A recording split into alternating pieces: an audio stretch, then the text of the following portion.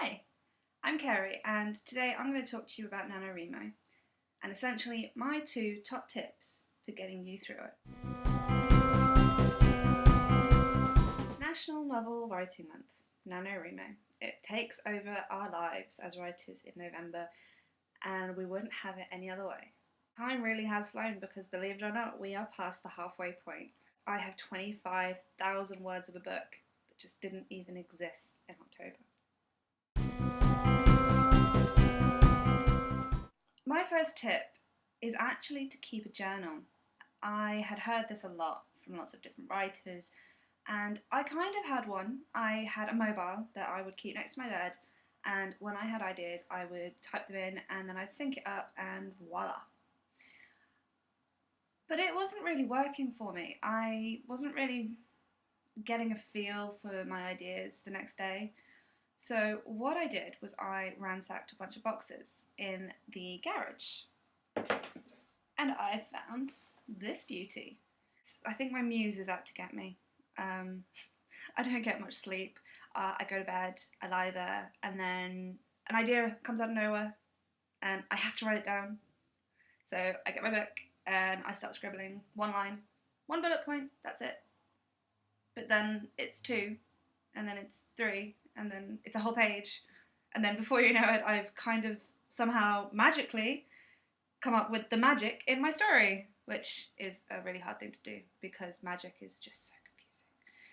You don't want to take on a different world's magic, you want to have your own magic, but then there's so many ways that you can do magic, and that's for another video. When you're writing in a journal, you don't need to worry about right or wrong or putting anything in stone. I have so many different ideas that are on page 1 of my journal that just don't even play a role anymore. It's a case of just when you have an idea, get it down, because ideas can come in and out of your life just so quickly, and if you don't catch them, there's a good chance you'll never get them back.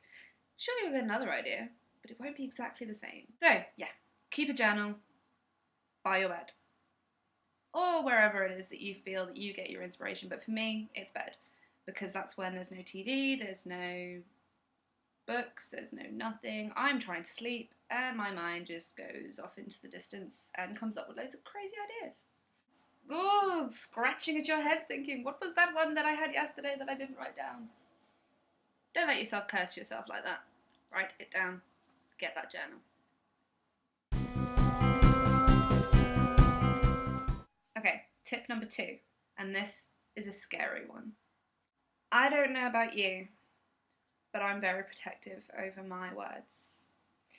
When I write something, it is for my eyes only, and that's a bit difficult because I have a very supportive family who want to read all of it. I'm very protective over my little book, my little story. I wrote one last year and no one has ever seen it. I'd love for them to read it when it's finished, not when it's in this kind of word vomit stage. But I decided, or rather my dad convinced me, that we should switch. My dad has also been doing NaNoWriMo, and as of this weekend he also hit 25,000 words. So he gave me a pen drive, I gave him a pen drive, and we read each other's work. It was absolutely terrifying. All I kept thinking was, oh, there's so many grammatical mistakes, so many spelling mistakes, what if I forgot this or did that, and I really shouldn't have worried so much. I never really thought I had a skill for writing humour, but I kept hearing my dad laugh, and I'd go, what bit are you at? And he'd go, oh, it's the bit where this happens, and I'd go, oh yeah, I remember writing that, and thinking, oh, someone else found it funny apart from me. It was a real validation of my book. It made me feel that it wasn't just me who was enjoying it, because he really wanted to read more, and that was a really amazing feeling. So just take the plunge, let a friend or a family member read it, and if they don't mind, watch them read it, because it's scary, but when they laugh or smile or just in some way physically react to your book, you realise that you did that, and that's amazing. So that's all for me today. Just 2 tips, 2 simple tips for NaNoWriMo. I'll be back with another video in a couple of days.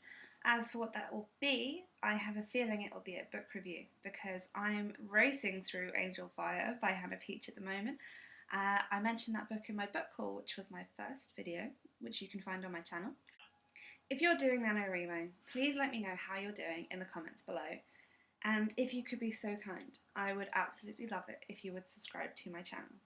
A thumbs up would also be appreciated. Bye for now!